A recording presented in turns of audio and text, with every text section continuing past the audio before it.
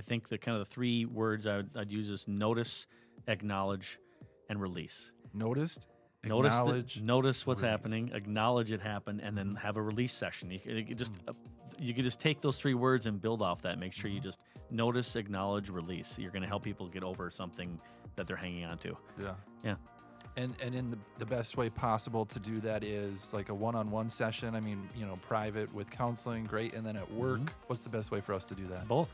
We go to HR. Well, no, I mean, as far as being a leader, a lot of one-on-ones with people. Yeah. A lot of one-on-ones so they can really be vulnerable. A lot of people aren't as easily vulnerable as others. So a lot of one-on-ones. And then if you have a bigger thing, I think it is bringing teams together that are a little bit bigger, that have share the same frustration and letting them all kind of share it together. Okay, we got that out there. Let's go forward. Oh, yeah. I mean, that's a common bond, and they all understand it, and they can all say yes and together. Correct. And you'll know you're being successful when they independently come to you and go, hey, do you have a second to talk? And I really, really agree with everything you're saying. A big chunk of this role becomes being a counselor.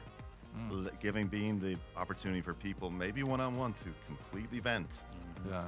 And so that they can feel acknowledged and they can have that release. And when that starts happening organically, you're on the right track.